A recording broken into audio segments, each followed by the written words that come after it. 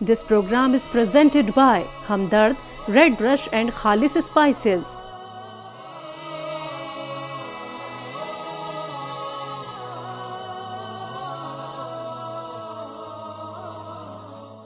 नाज़रीन किराम अस्सलामु अलैकुम वरहमतुल्लाहि वबरकातुहू। तहज़ीब टीवी पर आप सभी का इस्तक़बाल है। मैं आपका मेज़बान आरिफ हसन और आप देख रहे हैं हमारा ख़ुसूसी प्रोग्राम हिकमत रमज़ान।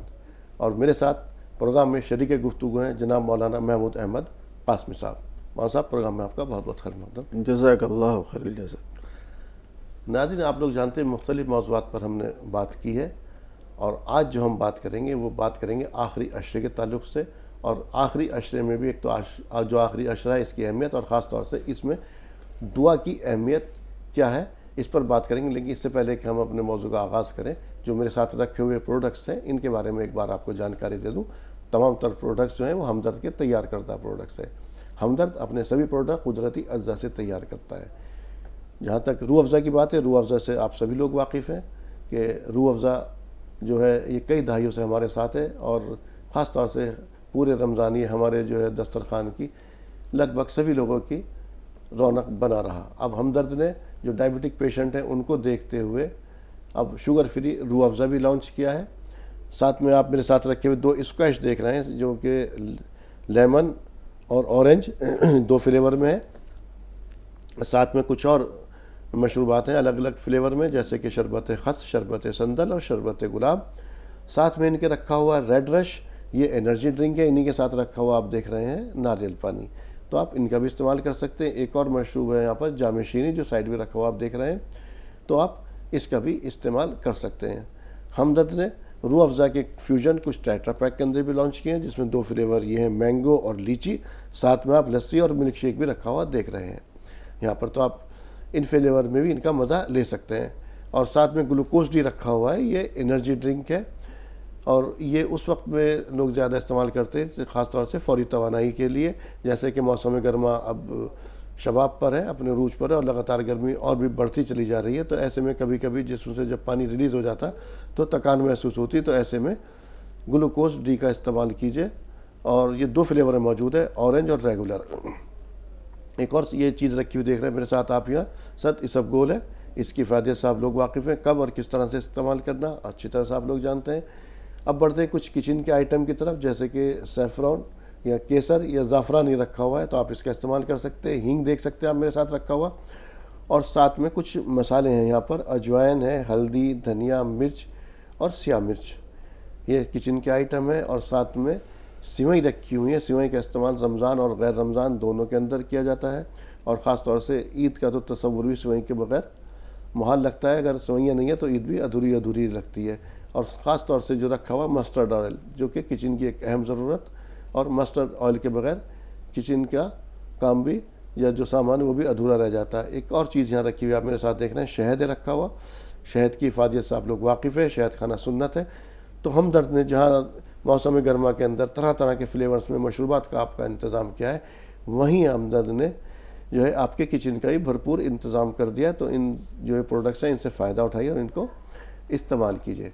नाज़रीन, अब आते अपने मौजू की तरफ। आप जानते हैं आखिरी अशरा जारी और सारी, आज हम इसी के ताल्लुक़ से बात करेंगे कि आखिरी अशरे की हमारी ज़िंदगी में अहमियत क्या है और ख़ास तौर से इसके अंदर जो दुआ है उसकी कितनी अहमियत हो जाती है। क्योंकि दुआ के मामले में जो है हमसे कहीं ना कहीं कोताही हो जाती है। हम बस यही समझते इबादत कर ली और या हमने रोज़ा रखा, नमाज़ पढ़ी, और नमाज़ भी हम पढ़ते हैं, तो दुआ के मामले में अगर कहीं हमारे पास नमाज के अंदर यकसूरिया कुछ इस तरह की पाई भी जाती है या उस वहाँ पे 5-7 मिनट हम लगा भी देते हैं, 10-15 मिनट, दुआ के मामले में तो बस हाथ उठाए और चल दिए। जबकि कहा गया है कि दुआ ही असल इबादत है, दुआ ही जो है इबादत का मग़ज़ है। लेकिन सबसे पहले ये कि जो आखिरी अशरा इस वक्त चल रहा है इसकी हमारी ज़िंदगी में क्या अहमियत है, पहले इसी सवाल के साथ चलते हैं मौलाना साहब के पास। जी मौलाना साहब। अस्सलामु अलैकुम व रहमतुल्लाहि व बरकातुहू। हामिदन व मुसल्लियन अम्मा बाद। मुहतरम नाज़रीन किराम, ये जो आखिर अशरा चल रहा है, आखिर अशरा ये नारे जहन्नम से खुलासी और आज़ादी का है। जी, जनाब नबी करीम सल्लल्लाहु अलैहि वसल्लम ने इस माह मुबारक में जहाँ और बहुत सारे वज़ाइफ हमको बतलाए हैं, वहीं हमको اللہ سے مانگنے کا سلیقہ اور طریقہ بھی بتلایا ہے، اور 4 چیزیں ایسی ہیں جس کی ہمیں بے حد ضرورت ہے۔ جی ایک تو یہ ہے جنت کا حصول، کہ اللہ ہمیں جنت عطا فرما دے، اور دوسرے ہے جہنم سے پناہ، جی جہنم سے پناہ مانگتے رہنا چاہیے۔ جی اور 2 چیزیں، ایک ہے کلمہ طیبہ لا الہ الا اللہ، اس کا ورد، اور چوتھی چیز ہے استغفار۔ جی یہ 4 چیزیں ایسی ہیں جس کی انسانی زندگی میں ہمیں اور آپ کو اس کی بہت ہی زیادہ ضرورت ہے۔ جی جہنم میں کون جانا پسند کرے گا؟ صحیح بات ہے۔ ہر کسی کو جنت چاہیے، جی تو اللہ تعالیٰ سے جب بھی مانگیں تو جنت الفردوس مانگیں۔ ایسے ہی کلمہ طیبہ کا خوب ورد ہونا چاہیے، لا الہ الا اللہ محمد الرسول اللہ کا ورد ہونا چاہیے۔ استغفار کو کثرت سے پڑھنا چاہیے، بار بار پڑھنا چاہیے، اس سے یہ کہ گناہ معاف ہوتے ہیں، درجات میں ترقی ہوتی ہے، اور اللہ رب العزت تنگی معیشت کو بھی دور فرماتے ہیں استغفار کرنے سے۔ جی کلمہ طیبہ لا الہ الا اللہ بہت وزنی کلمہ، بہت بھاری کلمہ ہے۔ جی ایک مرتبہ سیدنا موسیٰ علیہ السلام نے عرض کیا تھا کہ بار الہ ہم کو کوئی وظیفہ بتلا دیجیے، جی تو اللہ نے فرمایا کہ موسیٰ تم لا الہ الا اللہ پڑھا کرو۔ تو عرض کیا کہ اللہ یہ کلمہ تو آپ کے سارے ہی بندے پڑھتے ہیں، ساری مخلوق پڑھتی ہے آپ کی، میں تو کوئی ذکر مخصوص چاہتا ہوں، کوئی خاص چیز چاہتا ہوں۔ اللہ نے فرمایا موسیٰ یہ جو کلمہ ہے کلمہ طیبہ لا الہ الا اللہ، اتنا وزنی ہے، اتنا بھاری ہے کہ اگر اس کو ترازو کے ایک پلڑے میں رکھا جائے اور پوری کائنات کے درمیان میں جو تمام چیزیں موجود ہیں اس کو اس میں رکھ دیا جائے اور وزن کیا جائے اس کو، تو جس پلڑے کے اندر کلمہ طیبہ لا الہ الا اللہ ہے وہ وزنی ہو جائے گا، بھاری ہو جائے گا، اتنا وزنی کلمہ ہے۔ تو کم سے کم اس ماہ مبارک کے اندر یہ 4 چیزیں ایسی ہیں جو لابدی ہیں اور ضروری ہیں، اس کو ہمیں اپنی دعاؤں میں الحاح کے ساتھ میں، رقت کے ساتھ میں، زاری کے ساتھ میں اللہ رب العزت سے مانگنا چاہیے اور طلب کرنا چاہیے۔ ان 4 چیزوں کے بارے میں جو آپ نے بات کی، چاروں کا تعلق جی دعائیں آخرت سے تعلق ہے۔ ہم جو دنیاوی دعائیں مانگتے ہیں وہ تو بڑے ہمارے دل سے اور اس طرح سے مانگتے ہیں، لیکن یہ دعائیں جو ہیں ہمیں ایک سرسری طور پر ایک جیسے ہم نے کوئی رسم ادا کی، اور اکثر و بیشتر اگر اجتماعی دعا ہے تو اس کے اندر تو ہمیں معلوم بھی نہیں پڑتا کیا ہو رہا ہے کیا نہیں، اس کے اندر تو دعا مانگنے کا وہ طریقہ، وہ کس طرح سے اللہ تعالیٰ سے مانگنا چاہیے، اللہ تعالیٰ سے کم جو کہ جس کے کہے کہ اس کا حق بھی ادا ہو سکے۔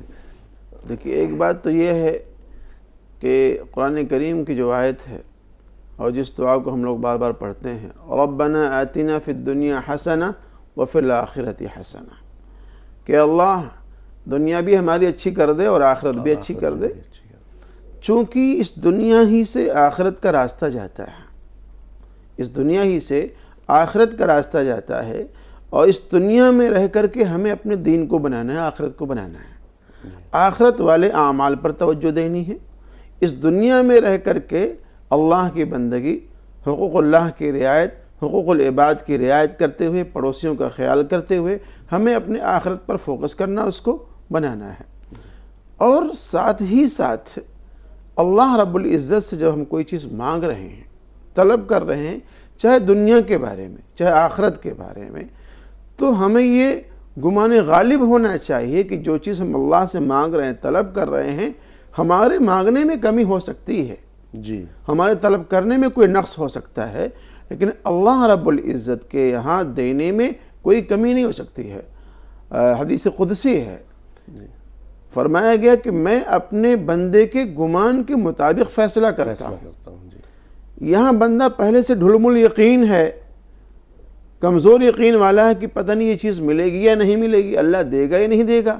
جب آپ نے پہلے ہی سے ایک سوچ بنا رکھی ہے، ایک فکر بنا رکھی ہے، پتہ نہیں اللہ دے گا یا نہیں دے گا، ملے گی یا نہیں ملے گی، تو جیسا آپ کا گمان ہوگا اسی گمان کے اعتبار سے اللہ رب العزت آپ کے تعلق سے فیصلہ فرمائے گا۔ اور اگر یقین کامل کے ساتھ میں، اعتماد کے ساتھ میں اللہ رب العزت سے درخواست رکھی جائے، کہی جائے، تو ہمیں عین الیقین بھی ہے اور حق الیقین بھی ہے کہ اللہ رب العزت ہمیں وہ چیزیں عطا فرمائے گا، خدا سے مانگ لے، جو مانگنا ہو اکبر، یہی وہ در ہے جہاں آبرو نہیں جاتی۔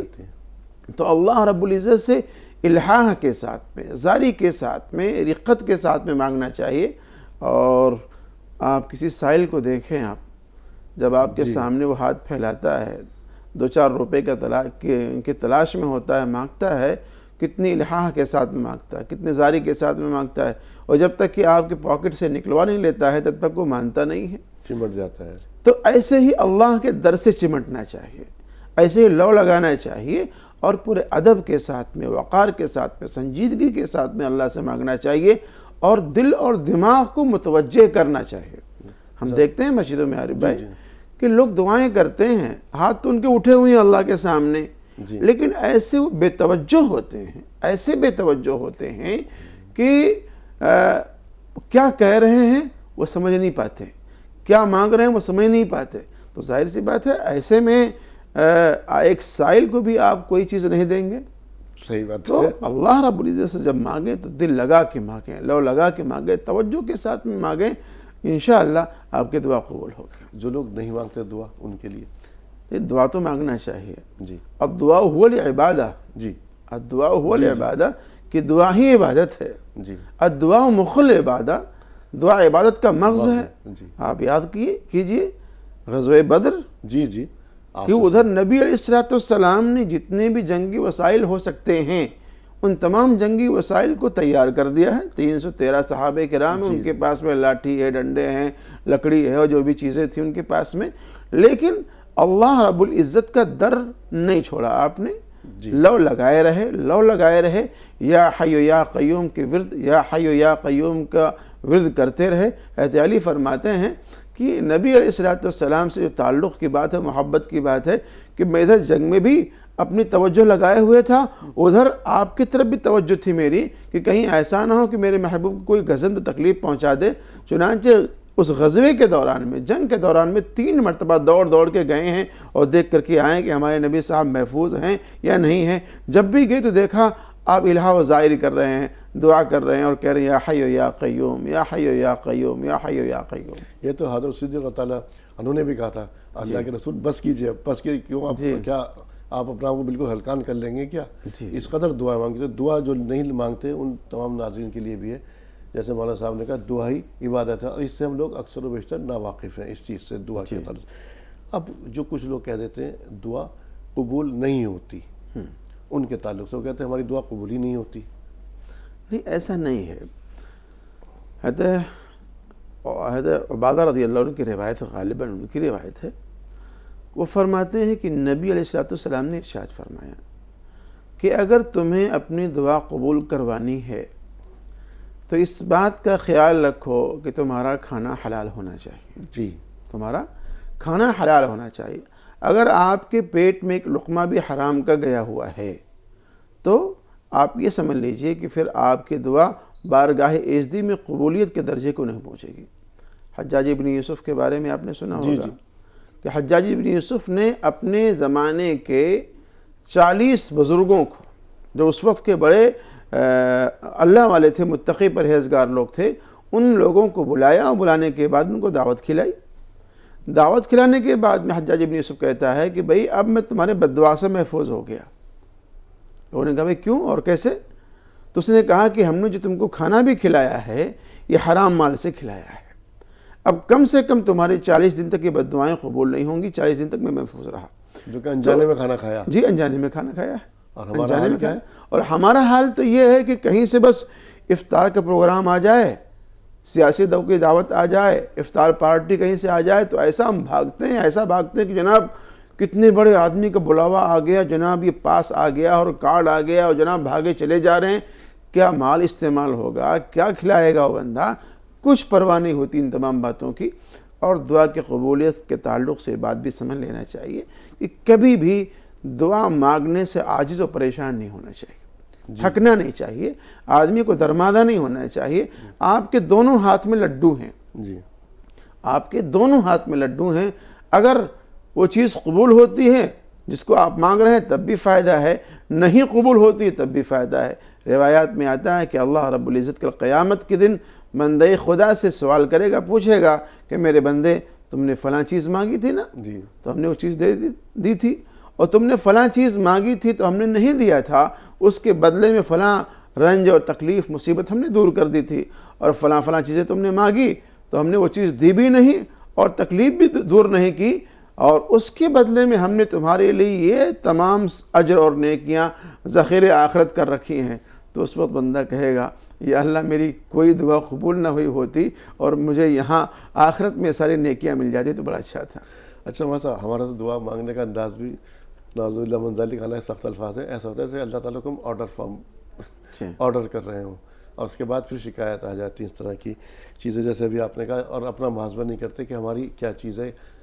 اللہ تعالیٰ نے کہا دعا مانگو، میں تمہارے جو ہے شہرک سے بھی قریب ہوں اور میں دعا تمہاری قبول کروں گا، اور 70 ماؤں سے زیادہ محبت کا اللہ تعالیٰ نے کہا تو یقینی طور پر وہ ہماری دعائیں کیوں قبول نہیں۔ لیکن یہ بھی ضرور ہے کہ یہ نہیں ہے کہ وہ تو تمہاری مانتا رہے اور تم اس کی نہ مانو۔ ہم کتنی نافرمانیاں کرتے ہیں، یہ تو اپنا خود محاسبہ کرنے کا وقت ہے کہ اپنا محاسبہ کرے کہ ہماری دعا میں اگر کوئی کوتاہی ہو رہی ہے، کچھ ہو رہی ہے تو اپنا محاسبہ کرے، اور اگر نہیں کر رہا تو پھر اللہ تعالیٰ پہ یہ یقین رکھیں اس کا۔ اچھا اب وہ اوقات اور خاص طور سے اس وقت جو آخری عشرہ، اس کے حوالے سے دعا کی فضیلت یا اہمیت کتنی بڑھ جاتی ہے؟ ایک دعا تو اماں عائشہ صدیقہ رضی اللہ تعالیٰ عنہ نے ارشاد فرمایا کہ نبی علیہ السلام خاص طور سے اس اخیر عشرے کے اندر اللہم انک عفو تحب العفو فاعف عنی، اس دعا کا خاص طور سے اہتمام فرماتے تھے شب قدر کی راتوں کے اندر خاص طور سے۔ ایک دعا ہے یا واسع الفضل اغفر لی، یا واسع الفضل اغفر لی، اس کا اہتمام ہونا چاہیے۔ اور ایسے اللہم اجرنی من النار، یا اللہ ہم کو نار جہنم سے آزاد فرمائیے، اسے خلاصی دیجیے، اس دعا کو مانگنا چاہیے، استغفار کو مانگنا چاہیے۔ اللہم اغفر لی ذنبی کلہ دقہ وجلہ اولہ وآخرہ وعلانیتہ وسرہ، یہ اہم ترین استغفار ہے، اہم ترین دعا ہے، اس کو مانگنا چاہیے۔ اور جو تہجد کا وقت ہے خاص طور سے جس میں ہم لوگ سحری کے لیے اٹھتے ہیں، اگر سحری کے لیے ہم لوگ اٹھتے ہیں تو اس میں اگر 10-15 منٹ پہلے اٹھ جایا کریں تو تہجد کی نماز ہم کو آرام سے مل جایا کرے گی۔ تہجد کا وقت بڑا عجیب و غریب وقت ہے، اور اللہ کے یہاں قبولیت کا وقت ہے، اور اللہ سے لو لگانے کا وقت ہے۔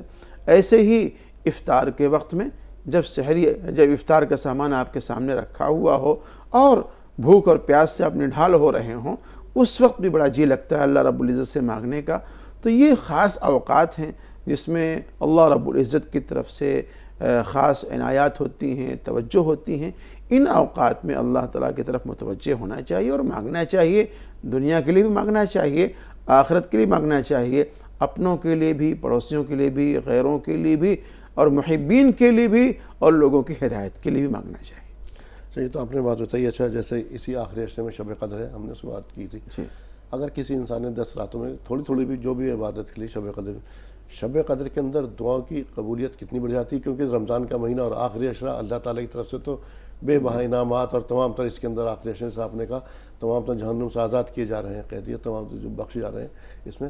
تو اس تعلق سے اگر شب قدر کے جو مجھے احساس ہو جائے، یا نہیں بھی ہو، اگر آخری عشرے میں کم سے کم اس میں اگر میں اہتمام کروں تو اس وقت میری دعا کی قبولیت کتنی بڑھ جاتی ہے شب قدر کی رات؟ دیکھیے شب قدر میں اور اس کی جو اہمیت ہے وہ تو ہے ہی ہے جی، اور اس کی سب سے بڑی اہمیت تو اس معنی کر بھی ہے کہ اللہ رب العزت نے اس میں اپنے کلام پاک کو نازل فرمایا ہے۔ اس میں ملائکہ کا نزول ہوتا ہے اور روح الامین نازل ہوتے ہیں۔ وہ رات سراپا سلامتی ہوتی ہے، وہ رات سراپا سلامتی ہوتی ہے، اور جبریل امین علیہ السلام اور دیگر ملائکہ ان تمام لوگوں پر جو لوگ اس رات میں اللہ کی بندگی کر رہے ہوتے ہیں، ذکر و اذکار کر رہے ہوتے ہیں، دعائیں کر رہے ہوتے ہیں، ان لوگوں پر سلام بھیجتے ہیں، ان لوگوں پر سلام بھیجتے ہیں۔ تو یہ پوری رات بڑی خیر کی ہوتی ہے، برکت کی ہوتی ہے، اور اس رات میں اگر آپ اللہ کی بندگی کر رہے ہیں، نماز پڑھ رہے ہیں، تلاوت کر رہے ہیں، ذکر و اذکار کر رہے ہیں، تو جو بھی لمحہ آپ کو مل جائے، جو بھی اوقات مل جائیں، چونکہ یہ رات سراپا سلامتی ہے اور مکمل سلامتی ہے۔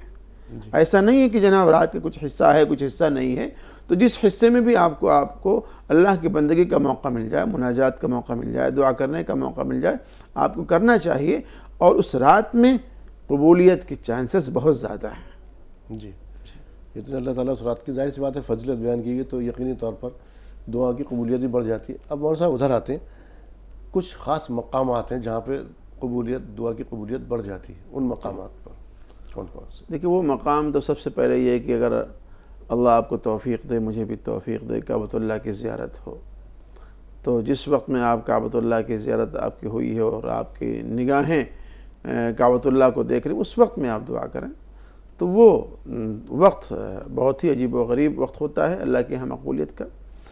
اور ایک وقت خاص طور سے حدیث پاک ہے، ابن ماجہ کی ایک روایت ہے، یاد آئی مجھے، کہ من قام لیلۃ العیدین، من قام لیلۃ العیدین لم تمت قلبہ، کہ جو آدمی عیدین میں، جی جو آدمی عیدین کی راتوں میں ایمان اور احتساب کے ساتھ، ثواب کی امید کے ساتھ میں اس میں قیام کرتا ہے، اس کو آباد کرتا ہے تلاوت سے، نماز سے، ذکر و اذکار سے، دعاؤں سے، تو اس کا دل اس دن نہیں مرے گا جس دن لوگوں کے قلوب مر جائیں گے۔ تو ایک تو یہ عیدین یعنی عید اور بقرہ عید کے جو راتیں ہیں، اس رات میں دعاؤں کا خاص اہتمام کرنا چاہیے۔ عام طور سے ہوتا یہ ہے کہ ہماری مائیں اور بہنیں مہندی وغیرہ کے چکر میں، ہماری مائیں اور بہنیں بیوٹی پارلر کے چکر میں، بال کٹنگ، یہ تمام چیزیں دنیا بھر کی ہوتی، چونکہ اگلے دن تیاری ہے عید کی، تو وہ ساری چیزیں چلتی ہیں عورتوں کی، خواتین کی۔ شاپنگ باقی رہ گئی ہے بہت ساری چیزیں، تو آپ دیکھیں جا کر کے ان علاقوں کے اندر کتنی بھیڑ ہوتی ہے جناب، کتنی ریل پیل ہوتی ہے اور کتنا ہجوم ہوتا ہے دکانوں پر، لگتا ہے کہ ساری مارکیٹ آئی ہو جائے گی۔ مرد حضرات ہیں تو بیچارے وہ اپنی ضروریات، اپنے بیوی بچوں کی ضروریات، چپل رہ گیا تو فلاں رہ گیا تو فلاں رہ گیا، اس کی تکمیل میں لگے ہوئے ہیں۔ حالانکہ یہ رات جو آخری رات ہے یہ انعام والی رات ہے، جی لیلۃ الجائزہ والی رات الجائزہ ہے۔ تو اس رات کے اندر تو خاص طور سے اللہ کی طرف متوجہ ہونا چاہیے، نہ کہ مہندی اور چپلوں اور فلاں فلاں کی چیزوں کے چکر میں ہمیں پڑھنا چاہیے۔ اور چونکہ یہ غنیمت والی رات ہے، بھائی یہ چیزیں ضروری ہیں، اگر آپ کے لیے واقعی ضروری ہیں، خوشی کا موقع ہے، تو آپ اس رات کے آنے سے پہلے اپنی ضروریات کو آپ پوری کر لیں۔ جو بھی آپ کے ضروریات مارکیٹ سے باقی رہ گئی ہیں، ان تمام ضروریات کو اس رات کے آنے سے پہلے آپ مکمل کر لیں۔ تو یہ دونوں راتیں، ایک عید الفطر والی رات اور ایک عید قرباں والی رات، ترویہ کی رات ہے، عرفے والی رات ہے، شعبان کی 15ویں شب ہے، یہ تمام وہ راتیں ہیں جو مقبولیت کی رات ہے۔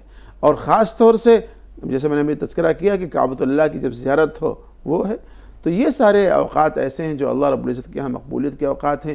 جمعہ کا دن ہے، دونوں خطبوں کے درمیان میں جو اوقات ہیں وہ مقبولیت کے اوقات ہیں۔ عصر کی نماز کے بعد جو اوقات ہیں وہ اللہ کے یہاں مقبولیت کے اوقات ہیں۔ تو یہ سارے بہت سارے مواقع اللہ نے ہم کو عطا فرما رکھے ہیں اپنی طرف متوجہ ہونے کے، مانگنے کے اور اللہ سے سوال کرنے کو، لینے کے۔ لیکن اگر ہم لے نہ سکیں، مانگ نہ سکیں، تو ظاہر سی بات ہے اس میں کمی تو ہماری ہے، لیکن ہم جو ہے زیادہ سے زیادہ، جیسے میں نے کہا تھا بیچ میں کہا تھا، اللہ کو آرڈر پاس کرنے والی بات، یا کچھ اگر آدمی گناہوں میں ملوث تھا، وہ اگر آیا ہے ادھر متوجہ ہوا ہے کہ اللہ تعالیٰ نے اس کی پریشانیاں اس کے اوپر ڈالی ہیں، تو وہ چاہے پریشانیوں کی باعث اللہ تعالیٰ کی طرف آیا، اس نے 2-4 مہینے کرنے کے بعد اس کی پریشانیاں دور نہیں ہو رہی، تو ایک دفعہ پھر وہ بددل سا ہونے لگتا ہے۔ نہیں، بددل نہیں ہونا چاہیے۔ جھولی ہی میری تنگ ہے، تیرے یہاں کمی نہیں، جھولی ہے میری تنگ ہے، تیرے یہاں کمی نہیں، بددل نہیں ہونا چاہیے، جیسے کہ میں نے پہلے بھی کہا ہے۔ اور آپ ملازمت کے لیے جا رہے ہیں، دعائیں مانگ رہے ہیں، کوئی کوشش کر رہے ہیں، اور خاص طور سے ہماری خواتین، مائیں اور بہنیں اپنے تعلق سے، اپنے مسائل کے تعلق سے، حالات کے تعلق سے بڑی شکوہ کنہ ہوتی ہیں، بڑی شکوہ کنہ ہوتی ہیں کہ بھئی میں اللہ سے یہ مانگ رہی ہوں، اللہ سے یہ طلب کر رہی ہوں، وہ چیزیں نہیں مل رہی ہیں۔ ہم نے کہا بھی آپ سے کہ دونوں ہاتھ میں آپ کے لڈو ہے، اگر آپ کو چیز مل جاتی ہے تب بھی فائدے سے خالی نہیں ہے، نہیں ملتی ہے تب بھی فائدے سے خالی نہیں ہے۔ اور ہماری جو نگاہ ہے، جو توجہ ہے، جو مرکز نگاہ ہے، ہماری تو آخرت ہے نا۔ ہم تو آخرت کو بنانے کے لیے دنیا میں آئے ہوئے ہیں، دنیا بنے یا نہ بنے، آخرت بن جائے یہ مقصود ہے۔ اچھا، آپ نے خواتین کا ذکر کیا، تو خواتین کے تعلق سے میرے ذہن میں ایک اور بات آئی۔ ہماری جو خواتین ہیں وہ اپنے بچوں کو غصے میں اور اس طرح سے آ کر کے کچھ ایسے الفاظ کہہ دیتی کہ جب انہی کے کہے ہوئے الفاظ ان کو پورے ہوتے ہیں، جو کہتے ہیں 24 گھنٹے میں کوئی نہ کوئی ایک وقت ایک ساتھ ایسی آتی ہے جس وقت وہ قبولیت کی ہوتی ہے، اب پھر وہ پچھتاتی ہیں۔ ان خواتین کو کیا کہیں گے؟ دیکھیے، صبر اور تحمل بہت اہم چیز ہے، اور خاص طور سے ایک تو یہ کہ ہماری مائیں اور بہنیں جو بھی کہتی ہیں وہ اپنے بچوں کے تعلق سے میری جہاں تک سوچ ہے، خیال ہے کہ وہ بد دعا سوچ کے نہیں کہتی ہوں گی. جی نہیں بد دعا تو نہیں دیتی، لیکن یہ کہ ممکن ہے کہ وہ مقبولیت کی گھڑی ہو اللہ کے ہاں، اور آپ نے کوئی بد دعا یا کلمات کہہ دیے ہوں، اللہ کی بارگاہ میں قبول ہو جائے، تو گویا کہ آپ نے اپنے پیر پہ خود ہی کلہاڑی ماری ہے. تو جذبز نہیں ہونا چاہیے، غصے میں پجامے سے باہر نہیں ہونا چاہیے، ٹھیک ہے، اور اس بات پر کنٹرول کرنا چاہیے کہ چونکہ آپ کی اولاد ہے، صبر ہے، تحمل ہے، تمام چیزیں بچوں کے تعلق سے لانا چاہیے. جی تو ناظرین، آج ہم نے بات کی دعا کے تعلق سے، اور خاص طور سے جیسے رمضان کا آخری عشرہ چل رہا ہے تو اس عشرے میں دعا کی قبولیت ویسے ہی بڑھ جاتی ہے، کیونکہ شب قدر کس رات میں ہو جائے اس کا نہیں معلوم، لیکن شب قدر تو ہے. تو دعا کیجیے، اور اللہ تعالیٰ اس مہینے میں مہربان ہے، اور جو رمضان آگے بڑھ رہا ہے اب تو ہم سے ایک طرح سے ودا ہونے کو ہی ہے، تو اس وقت میں اللہ تعالیٰ ہر روز کتنا مہربان ہوتا ہے، کتنے جہنم سے قیدی آزاد کرتا ہے، اور مغفرت کا جو عشرہ ہے وہ چل رہا ہے. دعا کیجیے، اور دعا کو سرسری نہ لیجیے، اور آرڈر فارم مت کیجیے اللہ تعالیٰ کو. اللہ تعالیٰ کے جیسے مولانا صاحب نے کہا نا، عاجزی کے ساتھ، انکساری کے ساتھ. سائل جب آپ سے مانگتا ہے تو کس طرح سے مانگتا ہے، اسی طرح سے. تو اللہ تعالیٰ ہے، اور وہ ایک ایسا در ہے جہاں پر جیسے مولانا صاحب نے کہا وہاں پر آبرو نہیں جاتی. اگر کسی انسان سے آپ ایک بار مانگیں گے، دوسری بار جائیں گے تو کہیں نہ کہیں اس کی ماتھے پر یا اس کی چہرے بل پڑ جائیں گے. اللہ تعالیٰ کہتا ہے میرے پاس آؤ، میرے پاس. کوتاہی ہماری ہے، ہماری مانگنے میں کوتاہی ہے. مولانا صاحب، پروگرام میں تشریف آوری کے لیے اور میری رہنمائی کے لیے تمام ناظرین کے لیے آپ کا تہہ دل سے شکریہ. جزاک اللہ خیر الجزا. ناظرین، آپ سے اجازت لینے سے پہلے ایک بار پھر جو میرے ساتھ پروڈکٹس رکھے ہوئے ان کے بارے میں جانکاری دے دوں. تمام تر پروڈکٹس ہمدرد کے تیار کردہ پروڈکٹس ہیں، اور روح افزا سے آپ سبھی لوگ واقف ہیں. اب ہمدرد نے روح افزا کو جو شوگر کے پیشنٹ ہیں ان کو دیکھتے ہوئے شوگر فری روح افزا بھی لانچ کیا ہے. 2 اسکیش ہے آپ میرے ساتھ رکھے ہوئے دیکھ رہے ہیں، لیمن اور اورنج. آپ ان کا بھی استعمال کر سکتے ہیں. کچھ اور یہاں پر فلیور مشروبات موجود ہیں، جیسے شربت خس، شربت سندل، شربت گلاب. ساتھ میں اس کے رکھا ہوا ہے ریڈ رش، جو کہ ایک انرجی ڈرنک ہے. اسی کے ساتھ ناریل پانی رکھا ہوا ہے، آپ اس کا بھی استعمال کر سکتے ہیں. ایک اور جو ہے شربت ہے یہاں پر مشروب، جامع شیری ہے. تو یہ تو مشروبات ہیں. کچھ ہمدرد نے روح افزا کے فیوژن ٹیٹرا پیک کے اندر بھی لانچ کیے ہیں، جیسے کہ لیچی، مینگو. ان کا استعمال کیجیے. لسی اور ملک شیک آپ ان کا بھی استعمال کر سکتے ہیں. 7 اسب گول ہے، اس کے فائدے سے آپ لوگ واقف ہیں. کب کیسے استعمال کرنا آپ جانتے ہیں. یہ یہاں پر رکھا ہوا ہے زعفران کیسر، یعنی کہ زعفران، اس کا بھی استعمال کر سکتے ہیں. یہ گلوکوز ڈی رکھا ہوا ہے، 2 فلیور میں لانچ کیا گیا ہے. یہ فوری توانائی کے لیے، اس کو بھی استعمال کیجیے. ساتھ میں ہینگ رکھا ہوا ہے، تو ہینگ کا استعمال کیجیے. مسٹرڈ آئل بھی موجود ہے، اور ساتھ میں یہ شہد بھی موجود ہے. شہد کھانا سننا تو شہد کا بھی استعمال کیجیے. کچھ اور کچن کے آئٹم ہیں یہاں پر، جیسے مسالے، اجوائن، ہلدی، دھنیا، مرچ، سیاہ مرچ یہ موجود ہے. ان کو بھی استعمال کیجیے. اور سوئی موجود ہے، اور سوئی جو ہے اس کا استعمال رمضان اور غیر رمضان میں بھی کیا جاتا ہے. رمضان میں کچھ زیادہ استعمال بڑھ جاتا ہے، اور عید کے دن تو اس کا تصور اس کے بغیر کیا بھی نہیں جا سکتا. بہرحال ناظرین، حکمت رمضان میں آج اتنا ہی. اسی کے ساتھ اپنے میزبان کو دیجیے اجازت. السلام علیکم ورحمۃ اللہ وبرکاتہ. This program is presented by Hamdard, Red Brush and Khalis Spices.